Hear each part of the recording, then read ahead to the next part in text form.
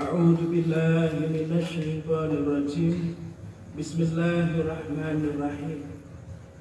Melalui kitab suci, para rasul memberi kabar tentang masa depan dan peristiwa-peristiwa yang akan terjadi hingga hari kiamat. Salah satu yang paling utama dalam daftar tunggu adalah kedatangan Rasul terakhir, yaitu Sayyidina Muhammad SAW. Peristiwa ini sangat jelas diterangkan dalam semua kitab suci. Nabi Musa alaihissalam memberi kabar tentang kedatangan Mesias dan Rasul terakhir kepada Bani Israel. Selama ribuan tahun mereka menanti. Ketika keduanya datang, mereka tetap menanti karena beberapa alasan. Mereka tidak suka mengenali keduanya dan tidak mau menerima keduanya. Mereka tetap menanti karena mereka percaya kepada sabda Nabi Musa alaihissalam. Sedikit sekali dari mereka yang menyatakan kebenaran, tetapi dengan itu mereka dikucilkan. Sekarang kita hidup dalam periode terakhir dari dunia ini. Bani Israel juga mengetahuinya. Mereka mengetahui bahwa hari kiamat telah dekat. Karena semua tanda-tanda surgawi mengenai peristiwa ini juga tertulis dalam kitab suci mereka. Tetapi sejak 3000 tahun yang lalu mereka masih saja menanti. Sekarang keraguan mulai menyelimuti hati kaum Yahudi yang terpelajar.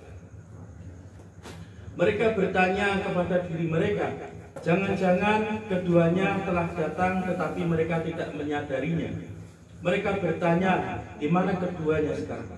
Nabi Musa alaihissalam bersabda, dari saudara kita akan datang seseorang yang menyerupai aku. Orang itu bukanlah Yesus Kristus.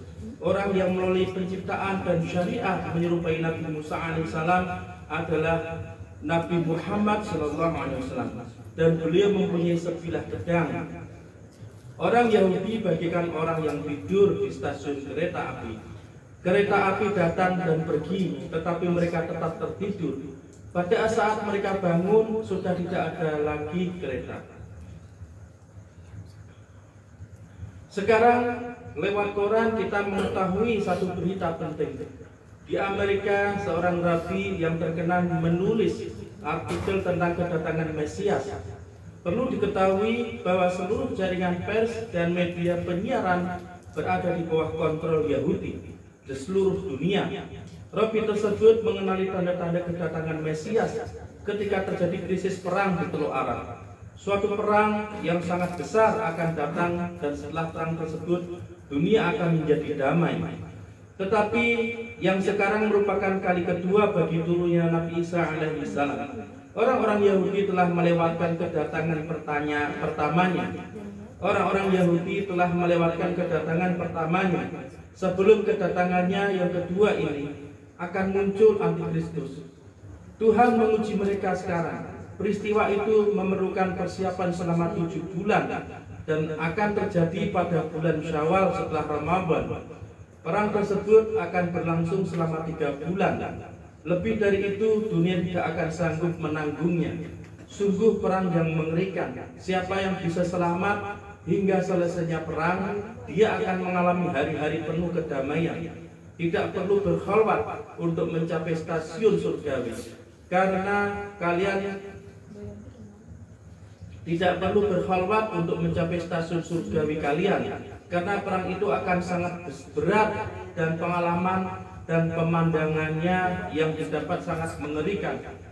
Ketika Sayyidina Mahdi alaihissalam menghentikan perang, dengan segera jalan menjadi terbuka dan semuanya akan selamat. Orang-orang yang bersifat materialistik akan musnah. Sebaliknya akan muncul orang-orang spiritual, yaitu mereka yang bisa berdiri di angkasa atau berjalan di atas air. Pada saat itu kekuatan spiritual mereka akan bekerja. Jadi artikel di koran tadi adalah suatu kabar gembira, suatu pernyataan dari Rabi untuk seluruh umat manusia. Dia mengatakan bahwa bangsa Israel tidak perlu takut. Dia mengatakan bangsa Israel tidak perlu takut. Tak perlu takut bagi orang-orang beriman yang menanti kedatangan Nabi Isa alaihissalam, sang Mesias. Mereka semua akan dilindungi dan semua orang Yahudi yang beriman menantikannya. Umat Kristen juga melakukan hal yang sama. Bedanya, jika Yahudi mengharapkan kedatangan Mesias dari bumi, sedangkan Kristen dari langit, dari surga. Umat Muslim mengharapkan kedatangan Sayyidina Mahdi alaihissalam sebelum kedatangan Nabi Isa alaihissalam. Jadi semua orang beragama mempunyai harapan masing-masing. Tak ada yang bahagia dengan kondisi perang seperti ini.